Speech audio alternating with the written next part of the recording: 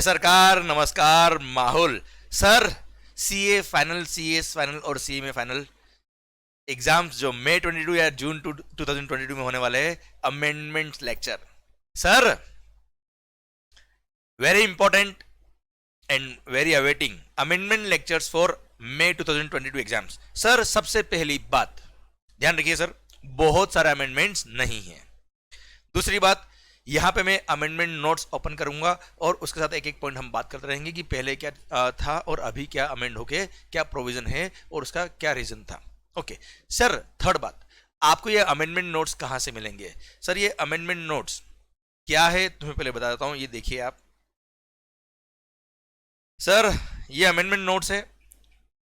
ये अपनी जो मेन बुक है, सीए फाइनल की जो मेन बुक है सर, वॉल्यूम 1 to 3, उसके उन पेजेस को स्कैन करके अपलोड किया हुआ है जहां जहां जिन जिन पेजेस पे अमेंडमेंट थे, सो दैट अगर आपके पास मेन बुक अपनी है या कोई भी दूसरे ऑथर की बुक है, कोई दिक्कत नहीं है, आप रेस्पेक्टिव टॉपिक के अंदर डायरेक्ट उस पॉइंट पर जहां अमेंडमेंट था, जैसे फॉर एग्जांपल जहां अमेंडमेंट है वहां हमने ए मार्क किया हुआ है, ए फॉर भाई सीए में ए फॉर एप्पल नहीं होता, ए फॉर अमेंडमेंट सर, तो वहां पे हमने इस तरह से मार्किंग करी हुई है कि वहीं पर अमेंडमेंट है, पूरा पेज अमेंडेड नहीं है।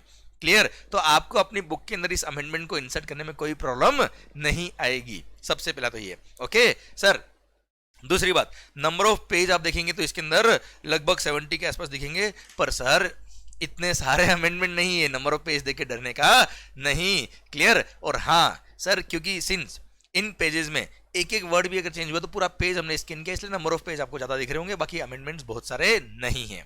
तीसरी बात, जिसने भी, अच्छा हो सकता है मैंने दूसरी या तीसरी बार 2 बार बोल दिया, पर ठीक है, एनीवेज जो भी बात कर रहा हूं मैं सर, जिसने भी कॉन्सेप्चुअली टॉपिक्स को पढ़े हुए हैं उनके लिए अमेंडमेंट्स पढ़ना बहुत इजी होता है। अमेंडमेंट की वजह से कोई फंडामेंटल चेंज नहीं होता है। Amendments are mere improvement in the law, जहां पे भी सर गवर्नमेंट को लगा कि यहाँ इंडस्ट्री के लिए रिक्वायरमेंट है या लॉ मेकर से कुछ ना कुछ यहाँ पे एरर हुआ है तो उसको रेक्टिफाई करने के लिए अमेंडमेंट होते हैं।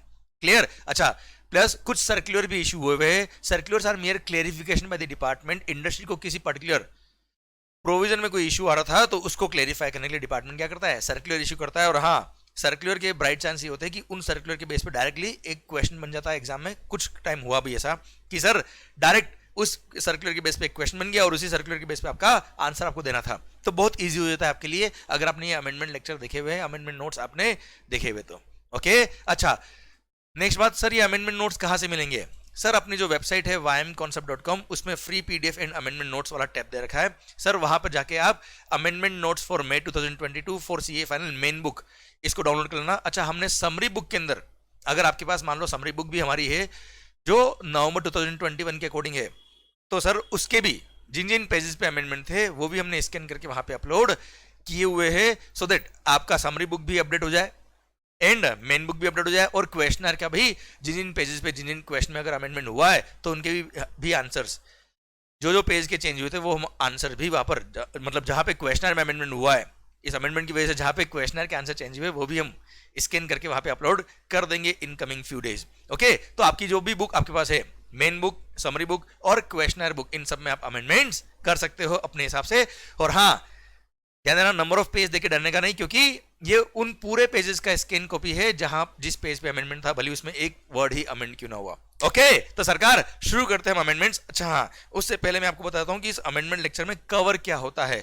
सर सबसे पहली बात तो ये है कि अमेंडमेंट्स, जैसा आपको बताया, आईसीएआई एग्जाम मंथ से 6 मंथ पहले तक के अमेंडमेंट्स जो एप्लीकेबल हो जाते हैं वो रिलेवेंट होते हैं आपके एग्जाम्स के लिए, उसके अकॉर्डिंग आपके आंसर्स पूछे जाते हैं एग्जाम में। ओके, तो सर आपके एग्जाम्स मई 2022 में अगर है तो all the amendments which are made effective till 31st of October 2021 will be relevant for your exams. Okay, plus आपने अगर नवंबर 2021 एग्जाम दिया है या जो आपने लेक्चर्स परचेज किए वो नवंबर 2021 के लिए अमेंडेड थे, मतलब वो 30th अप्रैल 2021 तक अमेंडेड होंगे। क्लियर? तो अगर आपने ये लेक्चर्स लिए हैं तो सर, अगर आपने ये लेक्चर्स लिए जो अमेंडेड थे टिल 30th अप्रैल 2021, तो जैसा मैंने आपको लेक्चर में बताया था कि मैं आपके लिए अमेंडमेंट लेक्चर्स अपलोड करूंगा यूट्यूब पे, वो अमेंडमेंट लेक्चर ये आ रहे हैं। इस अमेंडमेंट लेक्चर में इन 2 डेट के बीच में जितने भी अमेंडमेंट्स हुए ये हम कवर करने वाले हैं। क्लियर? तो ये जो अमेंडमेंट लेक्चर्स होंगे इसमें 1 मई 2021 से 1 मई 2021 टू 31 अक्टूबर 2021 जितने भी अमेंडमेंट्स हुए ये हम डिस्कस करने वाले, ये हम समझने वाले, ये हम पढ़ने वाले, which will be relevant for your May 2022 exams. Okay, clear? तो चलो शुरू करें अब हम बात को। ओके, तो सरकार सबसे पहला अमेंडमेंट सर चैप्टर नंबर 3 जो अपनी बुक का है टाइम ऑफ सप्लाई, वहां पर एक नोटिफिकेशन जो था बिल्डर्स के लिए, वहां पर अमेंडमेंट हुआ हल्का सा। सर यहां पर लॉ मेकर ने इंप्रूवमेंट किया है लॉ के अंदर, there was an error in the law in this notification, उसको करेक्ट किया है, बाकी ऐसा मेजर कोई चेंज नहीं हुआ है। पहले बताता हूं कि ये नोटिफिकेशन क्या था सरकार। बिल्डर, पहले तो बताता हूं ये टॉपिक क्या है, तो ये तो आप सर कर पाएंगे, सर इसको अमेंडमेंट समझ पाएंगे। सुनिएगा बात को ध्यान से। सर बिल्डर्स, प्रमोटर्स जो होते हैं वो क्या करते हैं, एग्जिस्टिंग अगर कोई प्रोजेक्ट है, एग्जिस्टिंग कोई बिल्डिंग है, एग्जिस्टिंग कोई लैंड है, सर उस पर अगर इनको रीडेवलपमेंट करना है तो ये क्या करते हैं, सोसाइटी से कांटेक्ट करते हैं, सोसाइटी से या जिसकी भी बिल्डिंग है उससे कांटेक्ट करते हैं, उसको बोलते हैं सर हम ये बिल्डिंग तोड़ेंगे और ये इस एरिया पर, इस लैंड पर हम नए फ्लैट बनाएंगे।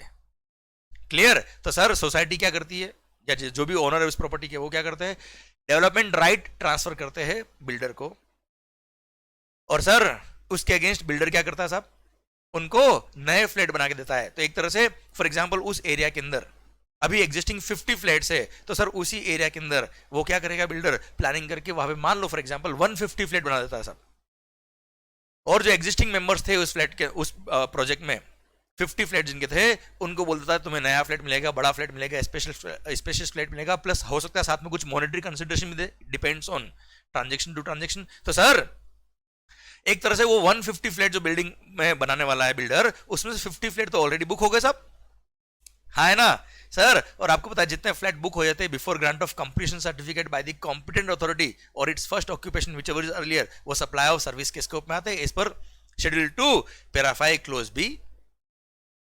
तो सर बिल्डर ने एक तरह से क्या किया, 50 फ्लैट ऑलरेडी बुक कर दिए।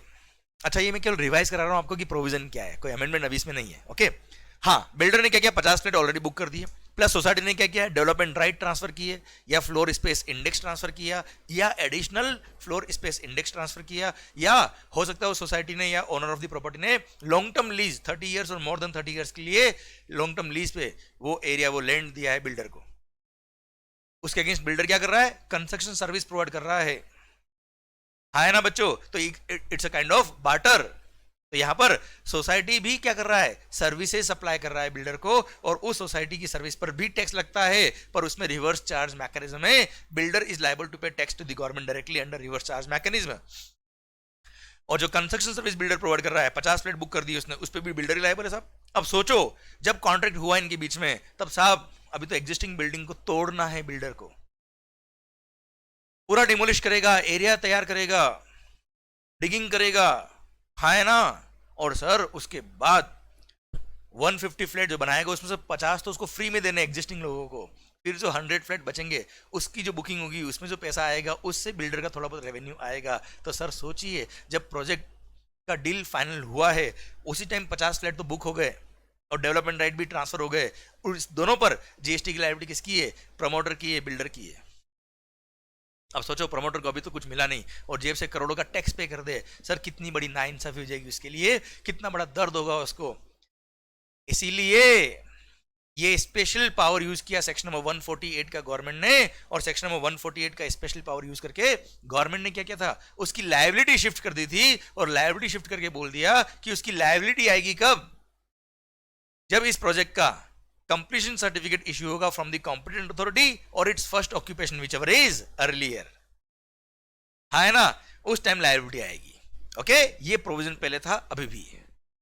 अब सर यहां पे एक छोटा सा इश्यू क्या था, यहां पे लायबिलिटी शिफ्ट करी गवर्नमेंट ने, पर सर सेक्शन नंबर 148 जिसका पावर यूज करके गवर्नमेंट ने ये नोटिफिकेशन दिया, सर ये सेक्शन 148 में लायबिलिटी शिफ्ट करने का पावर गवर्नमेंट के पास नहीं था। हाँ गवर्नमेंट के पास पावर है कि वो स्पेशल प्रोसीजर डिफाइन कर सकते हैं फॉर पेमेंट ऑफ टैक्स, वो पेमेंट ऑफ टैक्स के लिए स्पेशल प्रोसीजर दे सकते हैं, पेमेंट को डिले करने के लिए अलाउ कर सकते हैं, पेमेंट को शिफ्ट कर सकते हैं, लायबिलिटी शिफ्ट नहीं कर सकते। बस ये लायबिलिटी वर्ड को हटा के उन्होंने पेमेंट वर्ड लिखा, बाकी कोई चेंज नहीं है सर एज सच। क्लियर? तो टेक्निकली देखा जाए तो एज सच अगर हम एग्जामिनेशन पॉइंट ऑफ व्यू से बात करें तो बहुत मेजर चेंज नहीं है साहब, क्लियर, केवल टेक्निकल चेंज किया गवर्नमेंट ने। यहाँ लॉ मेकर से लायबिलिटी शिफ्ट करने की बात आ गई थी, जबकि लायबिलिटी शिफ्ट करने का पावर गवर्नमेंट को नहीं था सेक्शन नंबर 148 में। तो लायबिलिटी तो कब आएगी, इस पर टाइम ऑफ सप्लाई ही आएगी साहब, क्लियर। पर उनके रेस्पेक्ट में वो पेमेंट कर सकते हैं कब, वो बोला है क्या, the registered person who shall pay the central tax. देखिए साहब, in whose case the liability to pay tax, in words को काट दिया, लायबिलिटी वर्ड को काट दिया और बोल दिया who shall pay the central tax on CGST ऑन, देखिए लायबिलिटी शेल अराइज ऑन, इन वर्ड्स को काट दिया। तो लायबिलिटी अराइज होने का पावर तो सर टाइम ऑफ सप्लाई से ही आएगा। 148 तो केवल पेमेंट के लिए स्पेशल प्रोसीजर डिफाइन कर सकता है, इसलिए लायबिलिटी तो as per time of supply ही आएगा। और टाइम ऑफ सप्लाई आपको पता है, अगर बुकिंग हो गया, पूरा कंसिडरेशन पहले आ गया था, जब पैसा आ गया तभी टाइम ऑफ सप्लाई आ गया, और कंसिडरेशन आया इसमें in the form of development rights. और डेवलपमेंट राइट वालों की बात करें, सोसाइटी की बात करें, तो उन्होंने जैसे ही डेवलपमेंट राइट ट्रांसफर किया, supply of service complete, with in 30 days bill issue करो और टाइम ऑफ सप्लाई आ जाएगा साहब। हाँ है ना, मतलब प्रोजेक्ट शुरू ही नहीं हुआ उसी टाइम लायबिलिटी आ गई इन पर टाइम ऑफ सप्लाई के हिसाब से।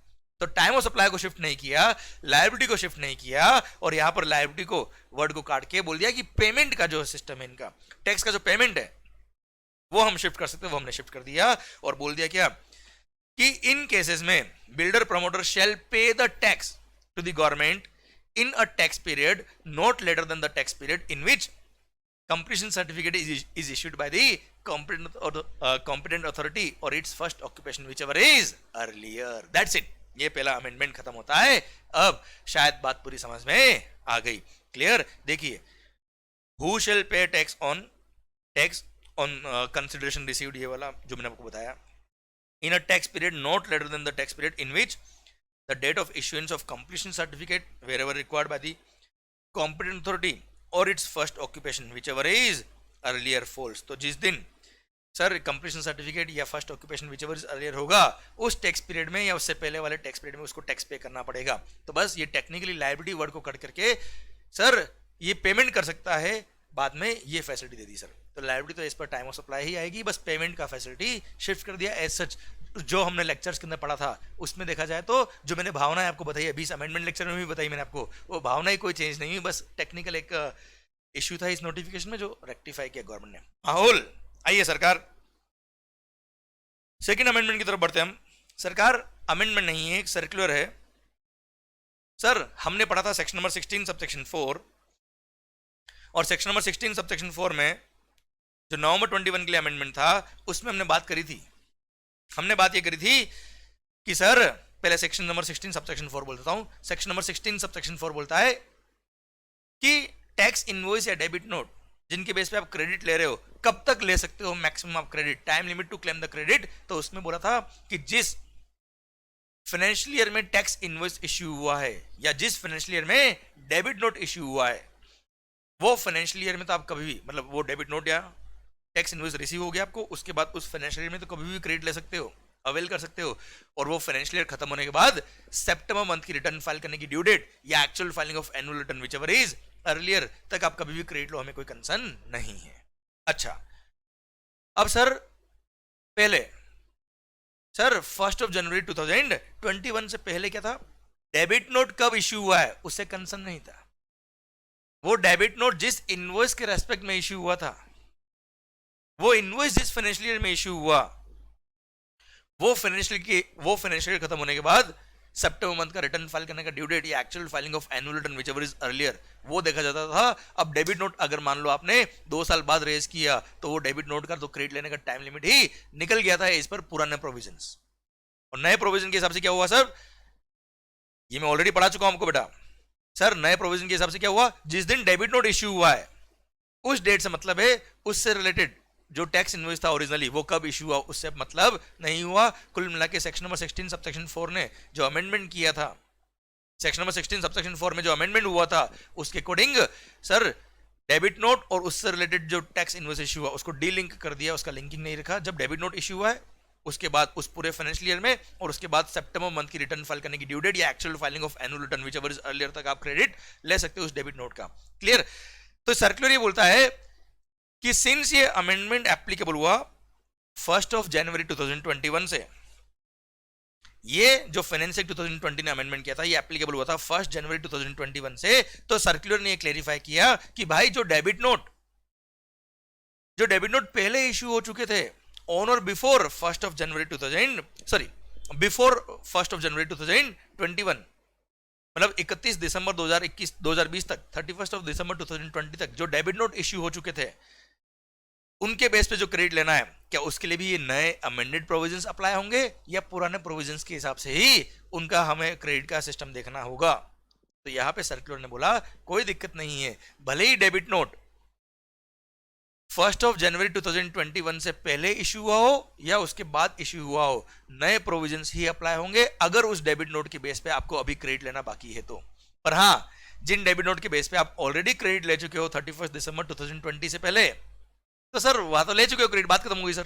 तो जिन डेबिट नोट के बेस पे आपने क्रेडिट नहीं लिया, भले वो डेबिट नोट 1 जनवरी 2021 से पहले इश्यू हुआ हो या उसके बाद इश्यू हो रहा है, उन पे नए अमेंडेड प्रोविजंस ही अप्लाई होंगे, कोई फर्क नहीं पड़ेगा। देखो, accordingly for availment of ITC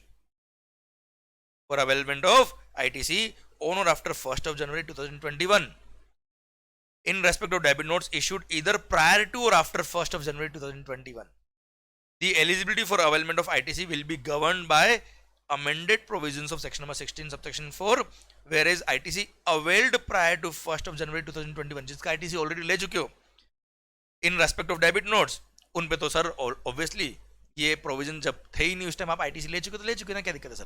तो सर एक्चुअली गवर्नमेंट ने फायदा दिया एसएससी को कि डेबिट नोट पुराना भी हो तो भी नए प्रोविजन के हिसाब से आप क्रेडिट ले सकते हो अगर अब तक क्रेडिट नहीं लिया तो।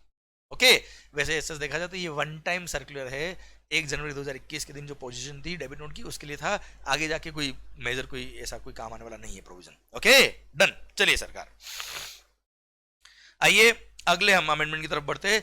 जॉब वर्क वाला जो सेक्शन था सर, जॉब वर्क वाले जो प्रोविजन है उसमें सर यहां पर एक अमेंडमेंट किया। सर आपको मैं पहले प्रोविजन बताता हूं कि जॉब वर्क के केस में सर ये रूल क्या कहता था, ये प्रोविजन क्या कहता था, मैं आपको समझा देता हूं साहब, सुनिए ध्यान से। सर जॉब वर्कर के केस में हम बात कर रहे हैं, जॉब वर्क के केस में जॉब वर्कर ने जो भी गुड्स जॉब वर्क के केस में प्रिंसिपल ने जो भी गुड्स जॉब वर्कर के यहां भेजा है और जॉब वर्कर ने वापस कितनी गुड्स प्रिंसिपल को रिटर्न करी है, how much goods have been sent by the principal to the job worker and how much goods have been received back by the principal from the job worker, इसके लिए sir उनको एक form number GST ITC 04 principal को submit करना पड़ता था on quarterly basis by 25th of the next month after the end of the 11th quarter.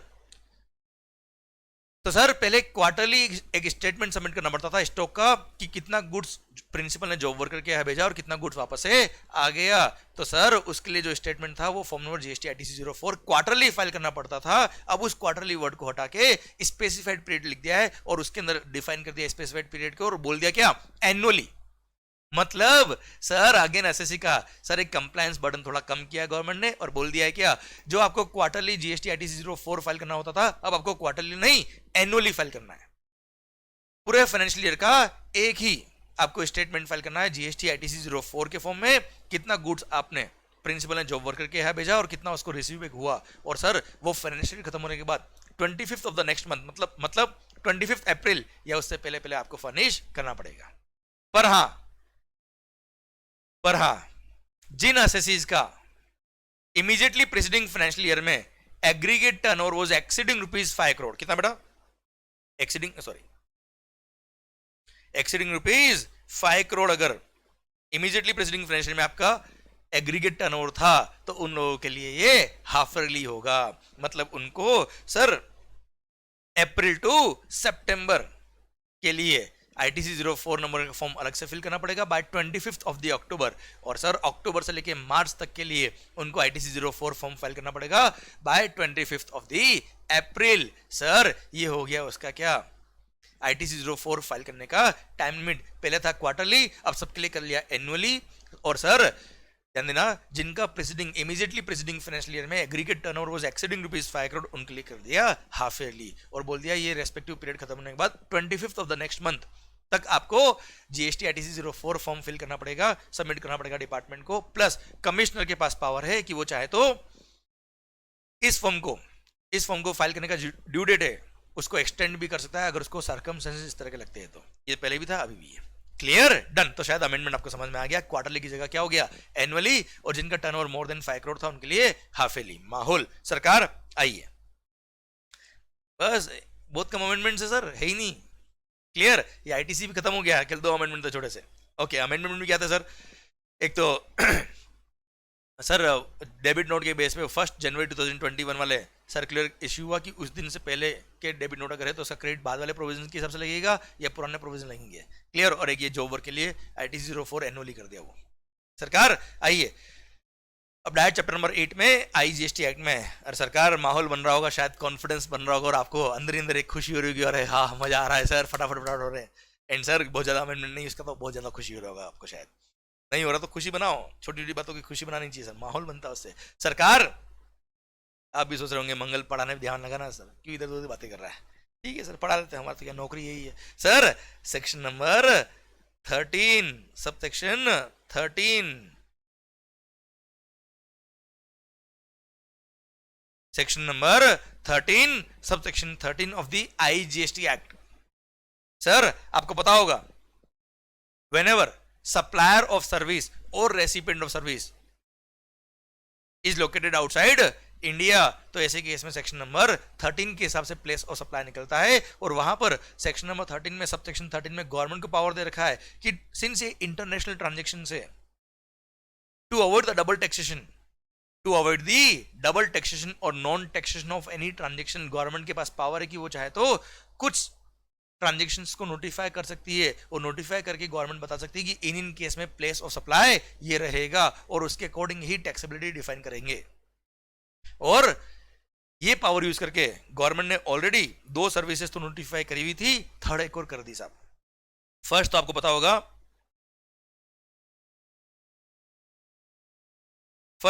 होगा, R&D services pharmaceutical sector के लिए, ये ऑलरेडी था, कोई चेंज नहीं सर।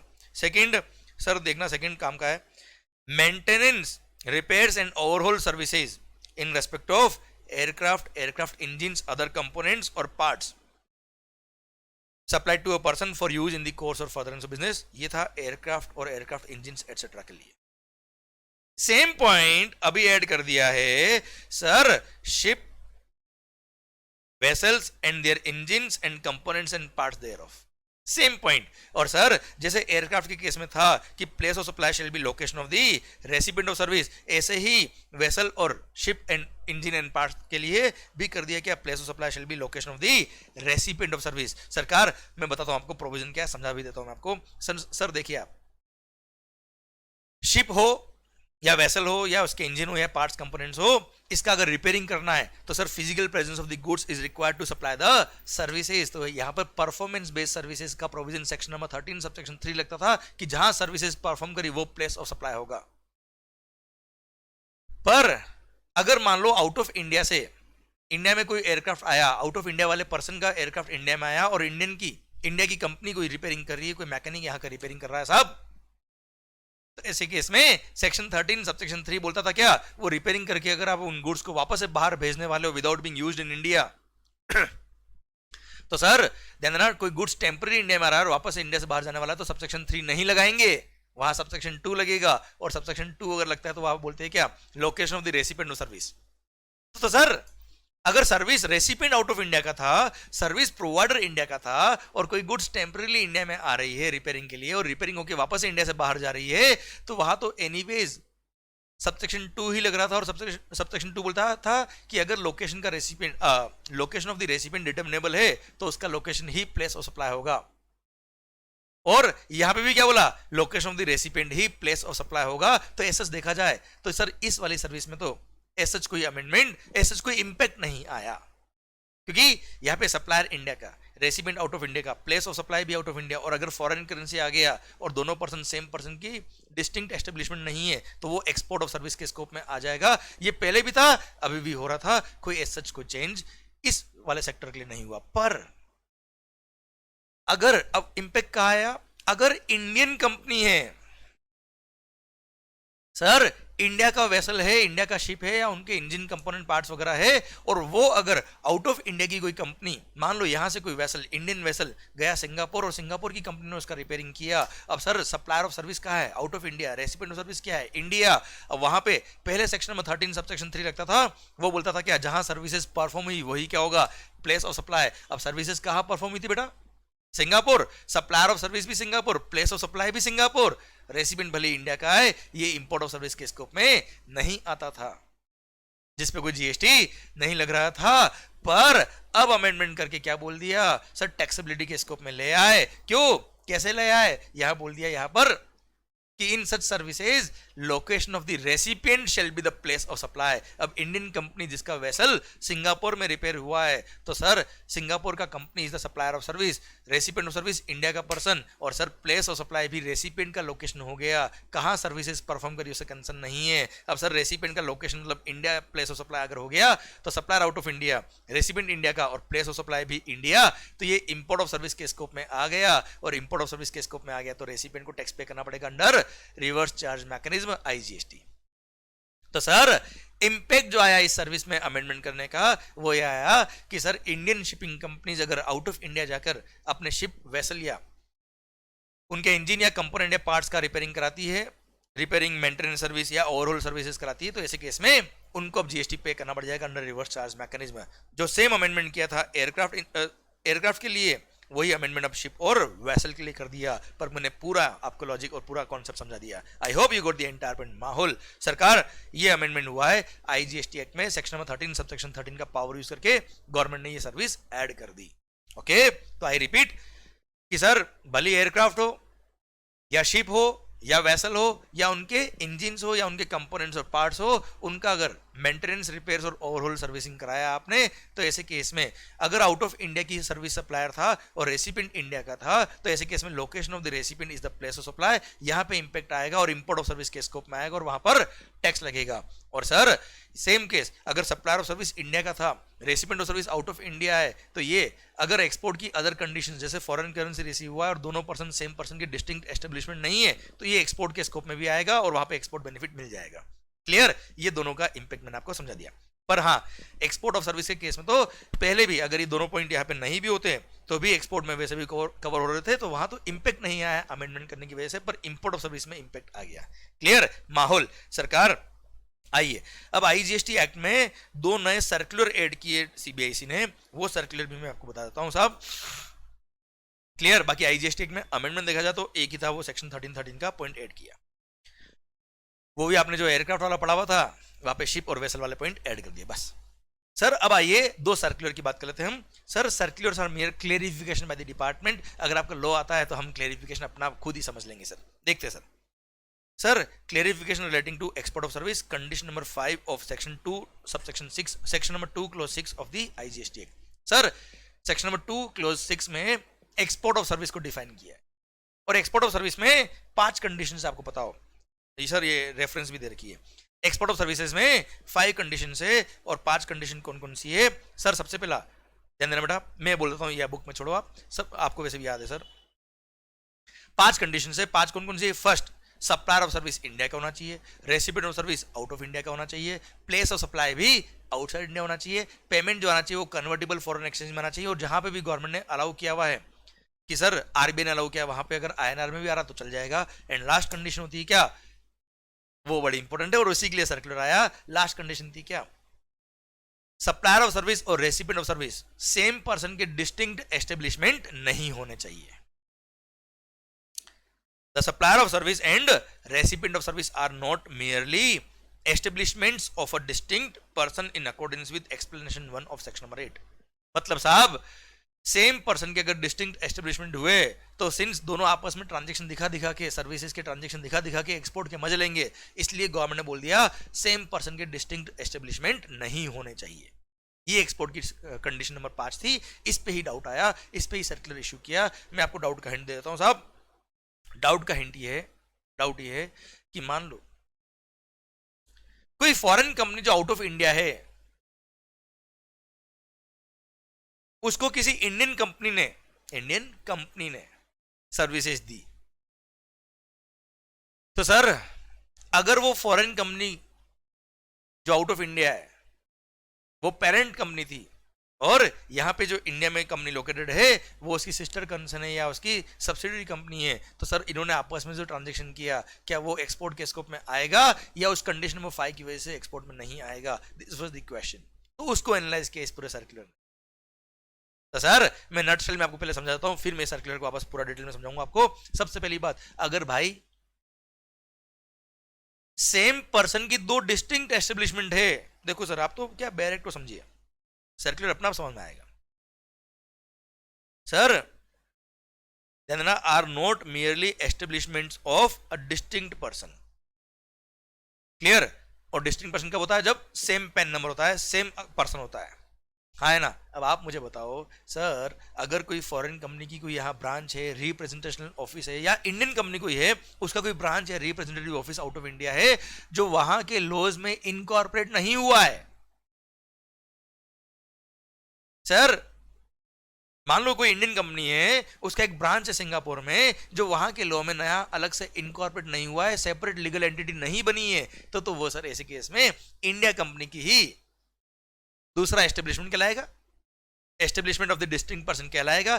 पर अगर मान लो कोई एक इंडियन कंपनी है, उसने अपना एक ब्रांच ओपन किया है सिंगापुर में, पर सिंगापुर के लॉज के अंदर उसका एक नया एज अ नया कंपनी, नया पर्सन की तरह उसने वहां पर लीगली अपने आप को रजिस्टर करा दिया है, तो आप मुझे बताओ सर वो कंपनी अपने आप में एक अलग पर्सन बन गया है और ये कंपनी अपने आप में एक अलग कंपनी है, तो सर ऐसे केस में वो mere establishment of the distinct person नहीं कहलाएंगे। और ऐसे केस में सर अगर उन्होंने आपस में ट्रांजेक्शन किया, मतलब इंडियन कंपनी ने आउट ऑफ इंडिया कोई सर्विसेज दी, तो यस अगर अदर कंडीशन सेटिस्फाइड है तो वो एक्सपोर्ट के स्कोप में आएगी। बस ये समझाना चाहा है इस सर्कुलर ने, और कुछ नहीं सर। ओके चलिए, तो सर इसको डिटेल में एक्सप्लेन किया हुआ है यहाँ पर, सारे रेफरेंस में जो रिलेवेंट प्रोविजंस थे उनको भी एक्सप्लेन किया कि सर जैसे यहाँ पे रेफरेंस दिया है एक्सप्लेनेशन 1 ऑफ सेक्शन नंबर 8, तो एक्सप्लेनेशन 1 ऑफ सेक्शन नंबर 8 क्या कहता है वो देखिए, वहां पे डिफाइन किया हुआ है for the purpose of this act where a person has an establishment in India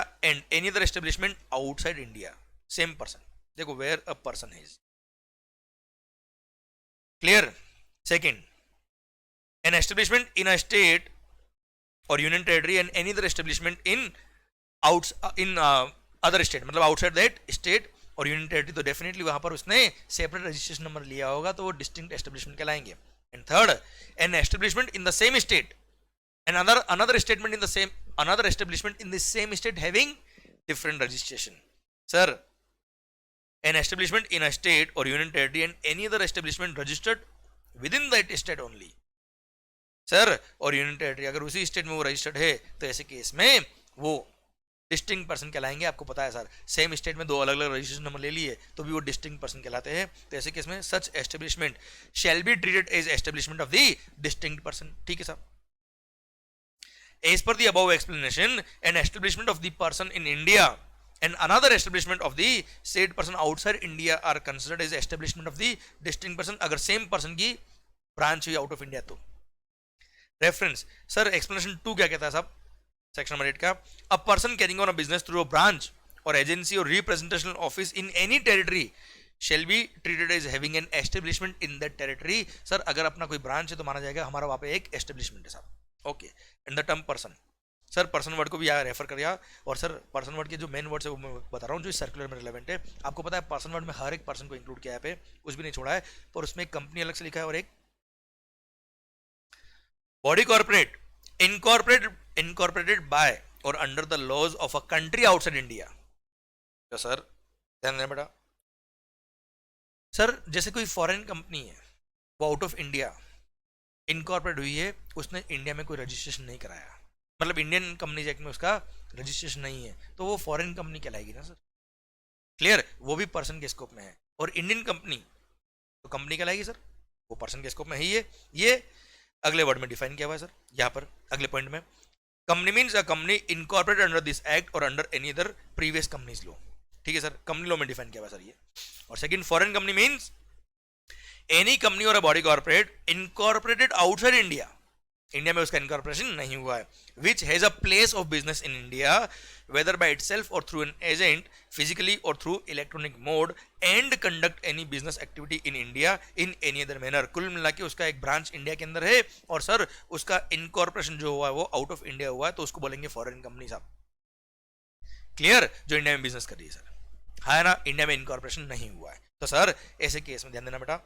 sir जब हम एक्सपोर्ट ऑफ सर्विस को वापस एनालाइज करते हैं तो सर यह क्या बोला है, establishment of the same person होना चाहिए बेटा. और सेम पर्सन कब होगा, जब मैं आपको ऑलरेडी समझा चुका हूं कि सर सिंपल सी बात यह है कि अब यहां पे एनालाइज किया जो मैंने आपको समझाया वही है कि अगर मैं कंक्लूड करता हूं, मैं समझाता हूं, यहां पे जो लिखा हुआ है उनको मैं समझा रहा हूं. ये लीगल प्रोविजन मैंने आपके साथ में डिस्कस कर लिए. अब मेरा पॉइंट सिंपल सा आपसा ये है कि अगर सेम पर्सन का एक कोई ब्रांच रिप्रेजेंटेशन ऑफिस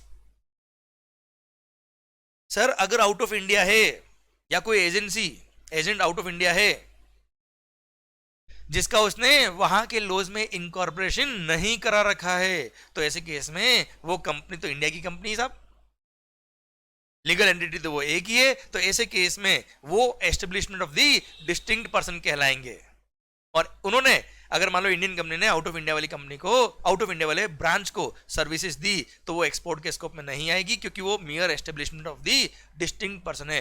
पर सेकंड पॉइंट अगर मैं बात करूं आपसे, सर अगर मान लो इंडिया की कोई कंपनी है जिसने आउट ऑफ इंडिया एक ब्रांच ओपन करी, सिंगापुर में ब्रांच ओपन करी, पर उसको वहां के लॉज में इनकॉर्पोरेट करा दिया, वहां के लॉज में अगर इनकॉर्पोरेट करा दिया तो वो एक सर सेपरेट पर्सन बन गया है क्योंकि कंपनी अलग पर्सन है. और आप देखिए सर कंपनी अलग पर्सन है और any body corporate which is incorporated by और under the laws of a country outside India वो अलग पर्सन है. तो सर दोनों अगर अलग अलग पर्सन हो जाएंगे तो सर ऐसे केस में वो mere establishment of a distinct person नहीं कहलाएंगे क्योंकि दोनों ही लीगली अलग अलग सेपरेट पर्सन हो गए sir.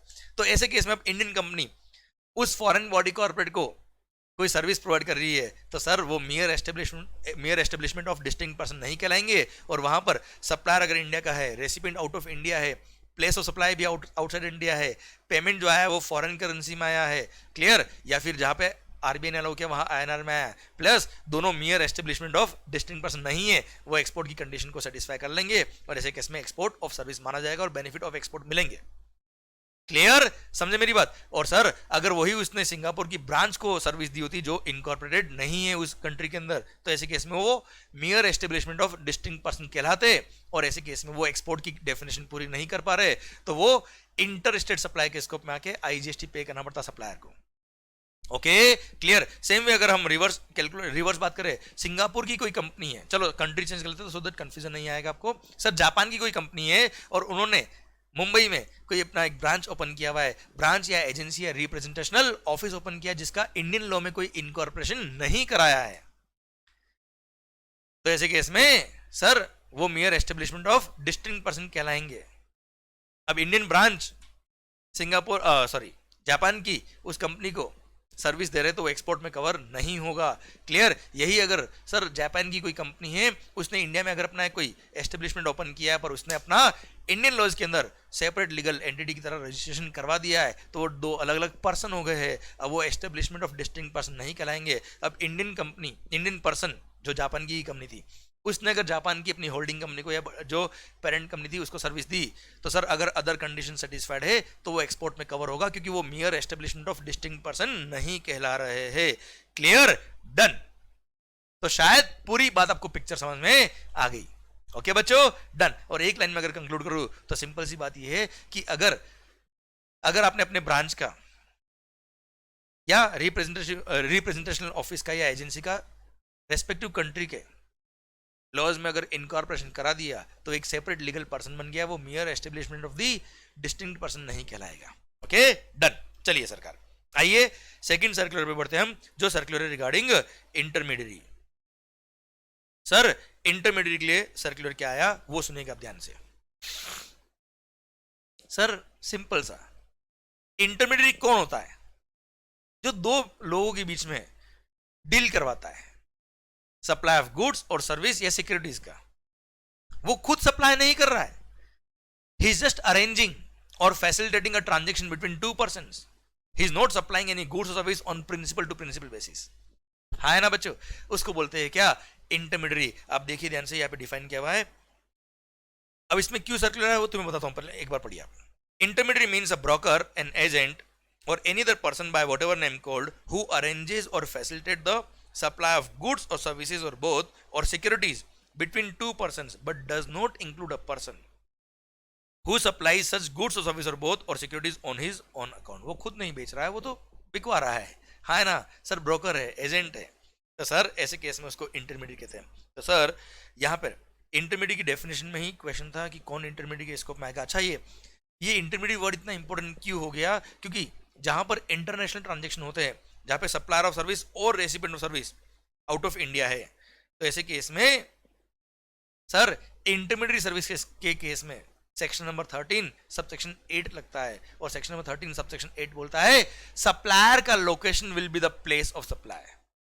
In case of intermediate services location of the supplier shall be the place of supply, recipient के लोकेशन से कोई मतलब नहीं है। अब सर यहां पे पूरे ट्रांजैक्शन पे टैक्सेबिलिटी का बहुत बड़ा इंपैक्ट आएगा सर, अगर कोई सर्विस इंटरमीडिएट के स्कोप में आती है तो, इसलिए the term intermediate is very important. Okay, तो सर इसको समझाने के लिए बताया है कि सबसे पहला point, there should be minimum 3 parties. There should be minimum 3 parties. भाई 2 पार्टी अगर है तो सप्लायर और रेसिपिएंट हो गए वो तो, है ना। तो सर 2 पार्टी नहीं, मिनिमम 3 पार्टी चाहिए, एक सप्लायर एक रेसिपिएंट, और इन दोनों के बीच में ट्रांजैक्शन कराने वाला पर्सन जो एजेंट होगा या ब्रोकर होगा, जिसको हम इंटरमीडिएट बोलते हैं साहब, जो फैसिलिटेट कर रहा है, जो अरेंज कर रहा है transaction between this 2 people. Second, 2 distinct supplies होती है इसमें सर, होती है। एक तो मान लो सर बायर है, आप सप्लायर हो, तो सप्लायर ने बायर को गुड्स या सर्विसेज या सिक्योरिटी बेची है, तो आप बेचने वाले, मैं खरीदने वाला, ये तो हो गया मेन ट्रांजैक्शन। और सेकंड, इन दोनों के बीच में डील कराने वाला जो एजेंट है वो भी तो अपनी सर्विस दे रहा है, वो फ्री में काम तो कर नहीं रहा है, तो सर वो जो अपना ब्रोकरेज का या कमीशन का जो बिल लिख रहा है वो है इंटरमीडियरी सर्विस। तो सर यहाँ पे 2 सप्लाई है, एक तो मेन सप्लाई और एक ancillary supply which is facilitating the transaction between these 2 principals, these 2 persons. Clear sir, ध्यान दीजिएगा। Third, intermediate service provider to have a character of an agent, broker or any other similar person. देखिए बेटा sir, intermediate की definition जब हम बात करेंगे तो देखो यहां पे जो वर्ड काम आया, इंटरमीडिएट मींस लिखा है, इंटरमीडिएट इंक्लूड्स नहीं लिखा है। Intermediate means a broker, agent और any other person by whatever name. Clear, ये डेफिनेशन इंक्लूसिव डेफिनेशन नहीं है, यहां क्लियर वर्ड्स लिखा है कि sir this intermediate means a broker और एन एजेंट, जो खुद के बिहाफ पे सप्लाई नहीं कर रहा है, वो मियरली अरेंज कर रहा है, फैसिलिटेट कर रहा है ट्रांजैक्शन बिटवीन 2 पर्संस। क्लियर, वही यहाँ पर पॉइंट नंबर 3 में एक्सप्लेन किया है।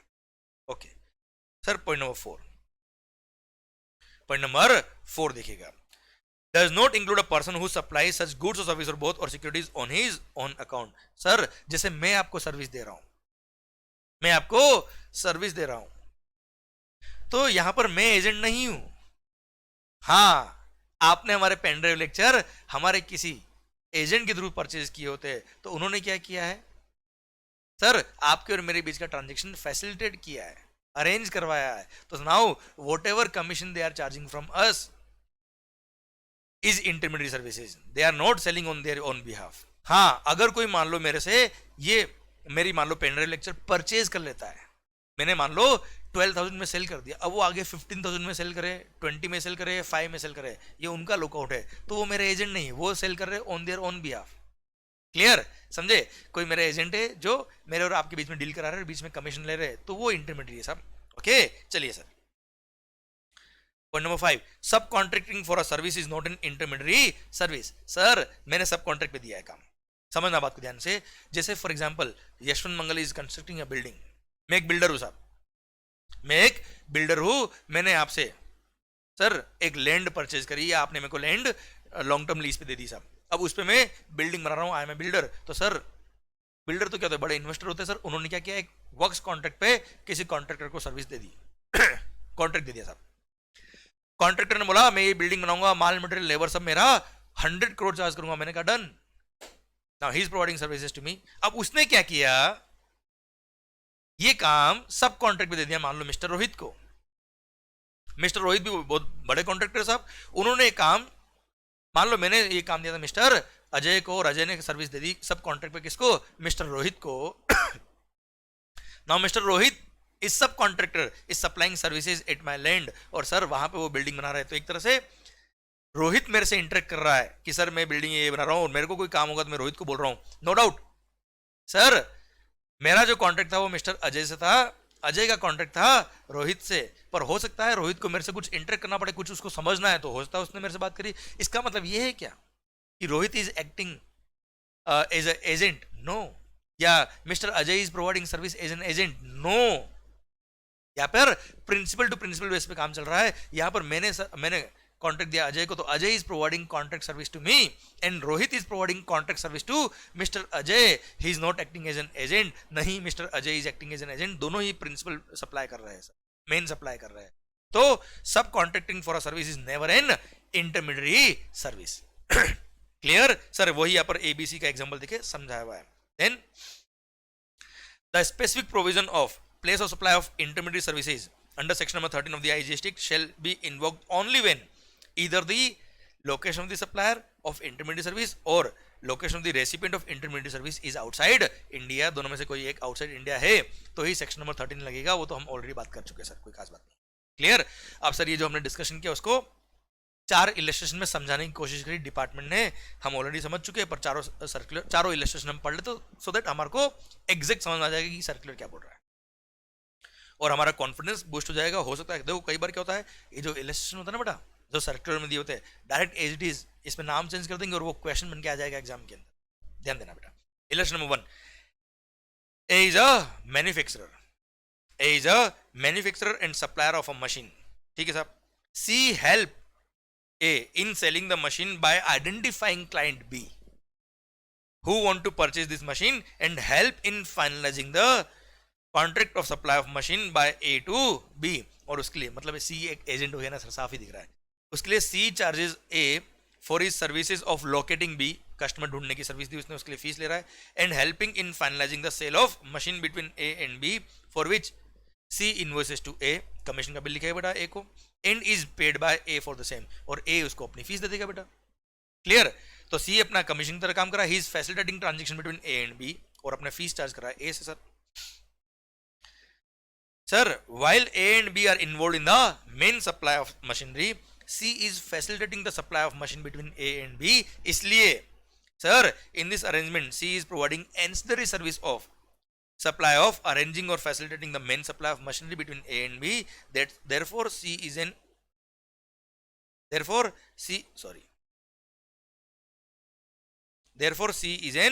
intermediary and providing intermediary services to Mr. A. Clear sir? Simple सी बात। Illustration number 2, A is a software company which develops software for the client as per their requirement. ठीक है साहब। अब A has a contract with B for providing some customised software for its business operation. अब A ने B से contract किया कि हम आपके लिए सॉफ्टवेयर बना के आपके बिजनेस के लिए जो चाहिए हम बनाएंगे, सब आपके लिए सप्लाई कर देंगे आपको। ए ने क्या किया, ये काम क्या कर दिया, आउटसोर्स किया। दिल थाम के देखिएगा बेटा, ए ने आउटसोर्स किया the task of designing and development of a particular module of software to C. कुछ एक पर्टिकुलर मॉड्यूल सॉफ्टवेयर का एक कोई पार्ट बनाने के लिए उन्होंने क्या कर दिया, इसको सी को आउटसोर्स कर दिया। अब सर सी जब वो सॉफ्टवेयर का मॉड्यूल बनाएगा तो हो सकता है उसको कुछ इंटरेक्ट भी करना पड़े बी से कि सर इसमें ऐसा बना रहा हूं तो इसमें आपकी रिक्वायरमेंट क्या है वो पूछने के, हो सकता है सी को इंटरेक्ट भी करना पड़े। इट डजंट मीन कि C is acting as an agent या A is acting as an agent. पढ़िए sir, for which C may have to interact with B also to know their specific requirement. In this case, C is providing the main supply of service of design and development of a module of software to the A. तो C A को service दे रहा है साहब, and thus C is not an intermediary in this case. सब contract भी दिया, outsource किया है, यहाँ पर वो प्रिंसिपल बेस भी काम कर रहा है। C is providing service to A and A is providing service to B. यहाँ पे कोई एजेंट की तरह काम नहीं कर रहा। आइए इलेक्शन नंबर 3 की तरफ बढ़ते हैं। An insurance company P located outside India requires to process insurance claims of its client in respect of the insurance service being provided by P to its client. अब P के कुछ client है जो हिंदुस्तान में है, P आउट ऑफ इंडिया एक insurance company है। अब उसको इंश्योरेंस क्लेम जो प्रोसेस करने उसके लिए कोई पर्सन चाहिए यहाँ पे जो प्रॉपरली इंश्योरेंस क्लेम प्रोसेस कर पाए। उसके लिए सर P ने डिसाइड किया to outsource this work to some other firm for this purpose he approaches Q which is located in India. ध्यान से सुनना, पी ने अप्रोच किया क्यू को, जो क्यू इंडिया में लोकेटेड था, for arranging insurance claim processing service from other service providers in India. Sir P ने क्यू को बोला भाई ऐसा कोई आदमी ढूंढ के बता जो हमारे इंश्योरेंस क्लेम को प्रोसेस कर पाए इंडिया के अंदर।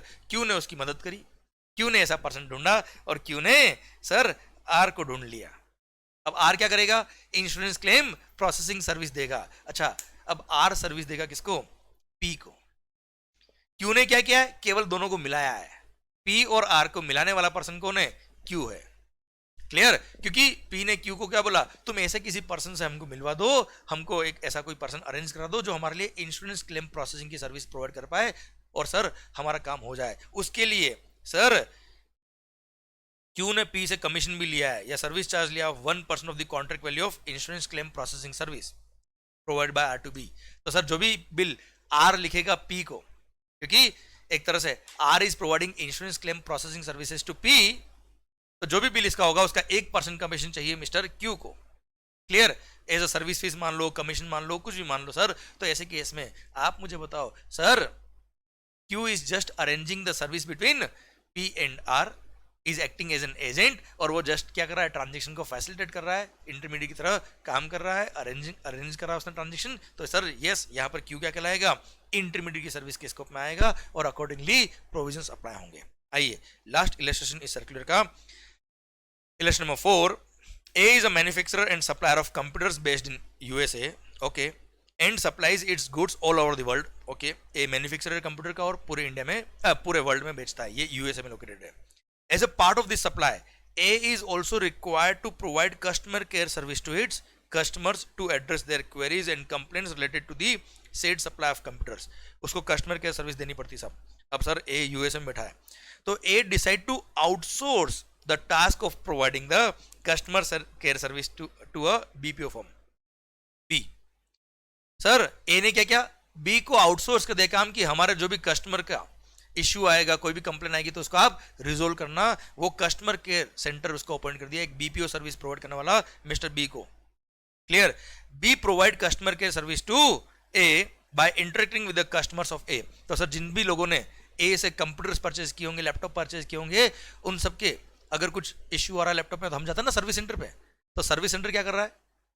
हमको सर्विस दे रहा है, पर उसके लिए बिल हमको नहीं लिख रहा है, वो मानो डायरेक्ट लिख रहा है किसको? ए को। तो क्या वो एजेंट की तरह काम कर रहा है क्या? Answer is no.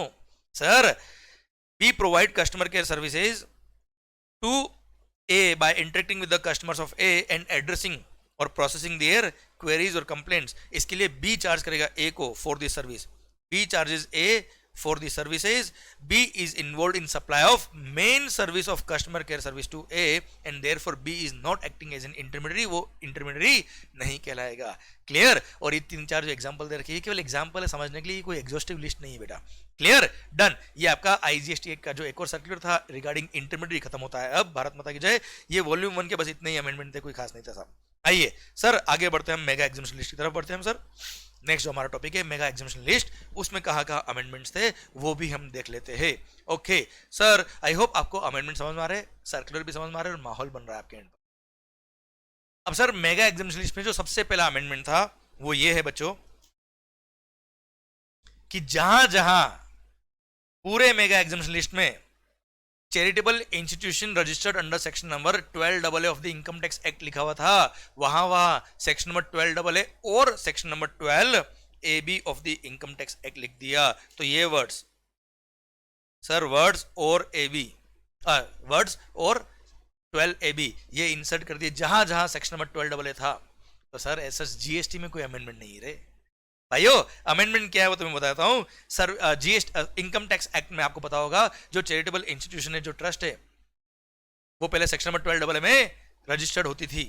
अभी नया सेक्शन इंसर्ट कर दिया सेक्शन नंबर 12AB, और वहां पर जैसे मैं इनकम टैक्स का तो एक्सपर्ट नहीं हूं, आप लोगों को ज्यादा नॉलेज होगी इनकम टैक्स की, पर हाँ जस्ट जितना मेरे को पता उतना शेयर कर देता हूं। इनकम टैक्स एक्ट में बोल दिया कि इन चैरिटेबल इंस्टीट्यूशंस को, ट्रस्ट को रजिस्ट्रेशन लेना होगा सेक्शन नंबर 12AB के अंदर। तो सर जो ऑलरेडी एग्जिस्टिंग ट्रस्ट है जो सेक्शन नंबर 12AA में रजिस्टर्ड है, उनको एक टाइम दिया गया है कि इस टाइम के अंदर आप सर नए सेक्शन के अंदर शिफ्ट हो जाना, सेक्शन नंबर 12 AB के अंदर रजिस्ट्रेशन करा लेना, पर तब तक के लिए तो सेक्शन 12 AA भी तो रहेगा सर। इसलिए बस ये जहां जहां सेक्शन नंबर 12 AA लिखा था वहां सेक्शन 12 AA में जो रजिस्टर्ड है वो, और सेक्शन नंबर 12 AB में जो रजिस्टर्ड है ये लिख दिया गया। तो सर आप देखेंगे पूरे मेगा एग्जाम्स लिस्ट में जहां पे भी 6-7 जगह पर सेक्शन नंबर 12 AA रेफर हुआ था वहां सब जगह 12 AB कर दिया, ठीक है।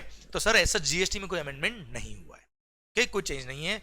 अब आपको मैं जहां जहां 12 AB था वहां मैंने इसके अमेंडमेंट नोट्स में वो सब मैंने यहाँ पे प्रिंट आउट जो आपको पीडीएफ दे रहा हूँ अमेंडमेंट नोट्स, उसमें लिखा है, ए भी लिखा है उसके आगे। पर सर सारे चीज उसकी वजह से आप टेंशन मत लीजिएगा, बहुत कम अमेंडमेंट्स है सर उसकी वजह, कोई चेंज नहीं, तो बार बार पढ़ने की जरूरत नहीं, बस 12 AB जा है वो देखना है। तो यहाँ 12 AB लिखा हमने, फिर यहाँ एनालिसिस में भी 12 AB लिखा हमने, क्लियर। देखिए यहाँ पर भी 12 AB रेफर किया हमने सर। फिर जहाँ जहाँ क्वेश्चन आ रहे थे वहाँ पे भी 12 AA जहाँ जहाँ था वहाँ 12 AB कर दिया। तो वो ऐसा वो अमेंडमेंट नहीं, बस 12 AB रेफर करना है, आपको ध्यान रखना है। जैसे ओल्ड एज होम वाली सर्विस के लिए 12 AA था, 12 AB भी लिख दिया। देन यहाँ पर भी नेक्स्ट रिहेबिलिटेशन प्रोफेशनल, उसमें भी 12 AA रेफर हो रहा था, वहाँ पे 12 AB लिख दिया सर हमने क्या लिखा, कानून ने लिखा है साहब। आइए अब एक सर्कुलर जो एजुकेशनल इंस्टीट्यूशन के लिए आया था सर, अच्छा सर्कुलर है, सुनिएगा ध्यान से। सर आपको और मेरे को ये पता है, हमने ये पढ़ा था कि जो एजुकेशनल बोर्ड होते हैं सर, जैसे CBSE बोर्ड हो गया, हाँ है ना, या कोई स्टेट बोर्ड हो गया सर, ये भी एजुकेशनल इंस्टीट्यूशन की डेफिनेशन में आते हैं for the limited purposes of conducting examination. जैसे आपने बोर्ड के एग्जाम दिए होंगे या आपके बच्चे अब देंगे बेटा जल्दी, मतलब आप जल्दी से ये कर लो सर आप सर। तो ऐसे केस में जो बोर्ड फीस हम पे करते हैं एग्जाम कंडक्ट कराने के लिए उस पर जीएसटी नहीं लगेगा। तो for the limited purposes of conducting examination by the board, in board को क्या बोलते हैं, एजुकेशनल इंस्टीट्यूशन मानते हैं। ये ऑलरेडी यहाँ पे लिखा हुआ था सर, ये बुक में ऑलरेडी था, पढ़ो सर आप। For the removal of doubts it is clarified that central and state educational boards shall be treated as educational institution for the limited purpose of providing services by way of conduct of examination to the students। हाँ है ना, conduct of examination to the students के purpose के लिए in state और central boards को, educational board को educational institution माना जाएगा साहब, क्लियर। तो सर कंडक्ट ऑफ एग्जामिनेशन से रिलेटेड इन्होंने कोई भी सर्विस दी है उस पर जो फीस लिया उस पर जीएसटी एग्जाम्प्ट, भले वो एंट्रेंस एग्जाम के लिए हो, क्लियर। प्लस इन्होंने कंडक्ट ऑफ एग्जामिनेशन के लिए कोई भी सर्विस ली है उस पर भी जीएसटी एग्जाम्प्ट हो जाएगा साहब, है ना। तो सर वो सर्कुलर ने क्लेरिफाई किया और बोल दिया उसके अलावा जो सर्विस होगी those will be taxable. Okay now circular ने क्या क्या बोला वो देख लीजिए आप। फर्स्ट पॉइंट देखो, services supplied by central and state board include entrance examination on charging of a fees for admission to educational institution, input services for conducting such entrance examination. जैसे एंट्रेंस एग्जाम कराने के लिए उनको कोई examination hall चाहिए बेटा, किसी college की सर्विसेज ली उन्होंने। For students accreditation of educational institution और प्रोफेशनल्स, उनको कोई डिग्री देनी है, कोई एक्रेडिटेशन देना है सर, उसके लिए फीस लिया बेटा उन्होंने। So as to authorise them to provide their respective services, clear. इस तरह की कई सारी सर्विसेज देते हैं सर। तो सर एग्जाम्पल के लिए यहाँ पे नेशनल बोर्ड ऑफ एग्जामिनेशन लिया हुआ है, NBE, है ना, ऐसे कई सारे एजुकेशनल बोर्ड से। तो sir illustratively NBE provide services of conducting entrance examination for admission to courses including diplomate national board, अब ये एग्जाम के नाम याद करने की जरूरत नहीं बेटा आपको, और and fellow national board prescribed courses and curriculum for PG medical studies, जो डॉक्टर्स वगैरह के लिए होता है, hold examination and grant degrees, diplomas and other academic distinctions. It carries out all the functions as are normally carried out by central or state educational boards and is thus a central educational board। तो sir government ने पहले तो ये clarify किया कि national board of examination जो है it carries out all those functions जो सेंट्रल और स्टेट एजुकेशनल बोर्ड करता है, इसलिए इसको एजुकेशनल बोर्ड कहा जाएगा। और for the limited purposes of conducting examination इसको भी एजुकेशनल इंस्टीट्यूशन माना जाएगा। ओके सरकार, अब इन्होंने ये बात कह दी। अब आपको पता है एजुकेशनल इंस्टीट्यूशन ने अगर सर्विसेज प्रोवाइड करी है to its student faculty staff वो एग्जाम्प्ट होती है। Second sir conduct of examination services by an educational institution by way of conduct of entrance examination against consideration, वो भी क्या होगी, एग्जाम्प्ट होती है। ये रेफरेंस दिया मेगा एग्जामिनेशन लिस्ट का। Sir further services to educational institution एक एग्जाम्प्ट होती, कौन सी, one of the services provided to an educational institution relating to admission to और conduct of examination is also exam from GST. Okay मालिक, तो sir conduct of examination वाली या admission to such institution वाली service अगर आपने educational institution को दी तो वो एग्जाम होती साहब। क्लियर, अब पॉइंट आया कि ये नेशनल बोर्ड ऑफ एजुकेशन जो सर्विसेज दे रहा है वो एग्जाम होगी कि नहीं होगी, तो वहां बोल दिया sir GST is exempt on the services provided by central और state board including board such as National Board of Education by way of conduct of examination for the students, including conduct of entrance examination for the admission to educational institution। इसलिए GST shall not apply to any fees or any amount charged by such board for conduct of such examination, including entrance examination। तो National Board of Education ने अगर कोई भी exam कराया including entrance exam और उसके लिए कोई फीस चार्ज किया उस पर कोई जीएसटी नहीं लगेगा। सेकंड सर ध्यान रखना, कंडक्ट ऑफ एग्जामिनेशन के लिए या एडमिशन टू सच इंस्टीट्यूशन, तो एडमिशन वाली बात तो यहाँ पे आती नहीं है। कंडक्ट ऑफ एग्जामिनेशन के लिए अगर इन्होंने कोई इनवर्ट सप्लाई लिया सच एज इनवर्ट सप्लाई की बात करूं मैं आपसे, online testing services, result publication, printing of notification for examination, admit cards इनको प्रिंट कराया, क्वेश्चन पेपर प्रिंट कराया etcetera, provided to such board will also be examined.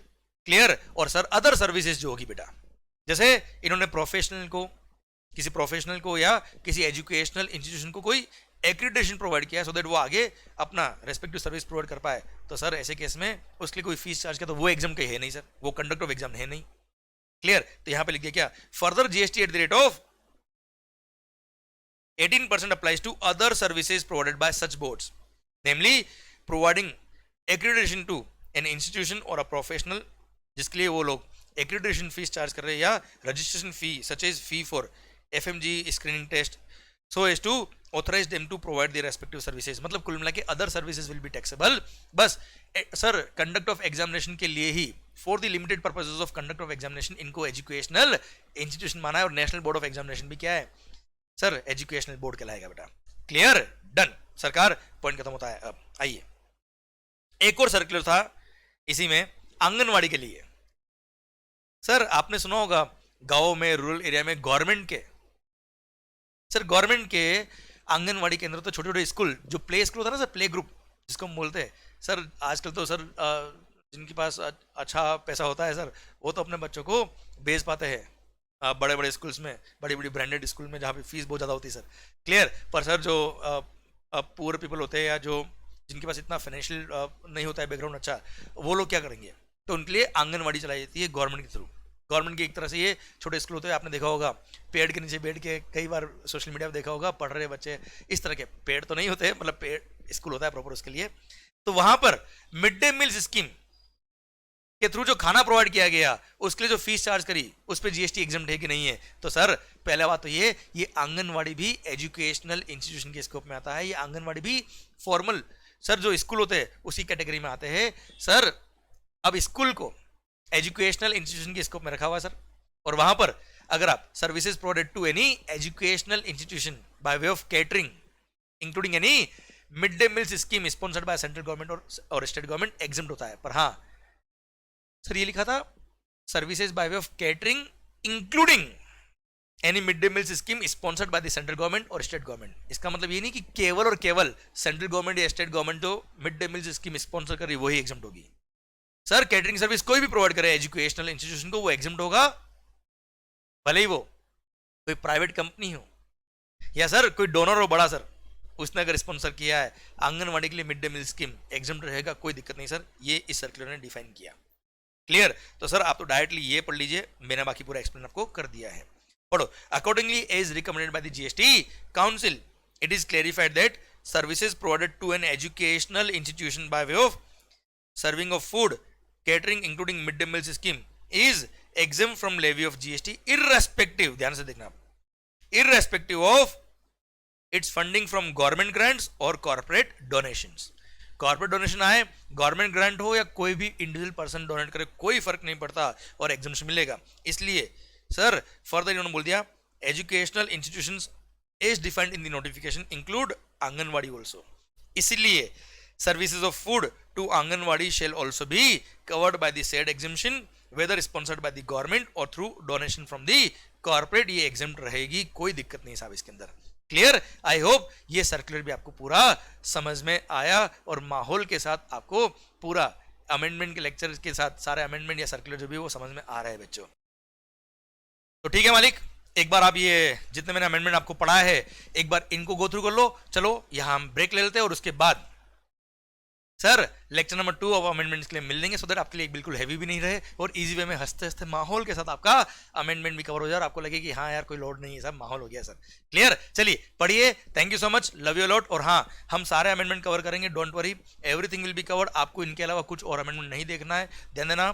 ये एग्जाम स्पेसिफिक अमेंडमेंट्स है, जो एग्जाम के लिए रिलेवेंट हो वही अमेंडमेंट्स हम पढ़ रहे हैं। जैसे कोई अमेंडमेंट अगर 31 अक्टूबर 2021 के बाद आया है, जो एप्लीकेबल हो गया उसके बाद, तो सर वो आपके एग्जाम्स के लिए रिलेवेंट नहीं है, इसलिए हम उसको कवर नहीं करेंगे, उसकी बात भी नहीं करेंगे, वरना आप कंफ्यूज हो जाएंगे और उसके बेस पे अगर आपने आंसर लिख दिया तो गलत भी हो जाएगा सर। Okay done. तो सर मिलते हैं ब्रेक के बाद, तब तक के लिए आप मस्त रहिए और हाँ खुश होकर पढ़ते रहिए। Thank you so much, love you.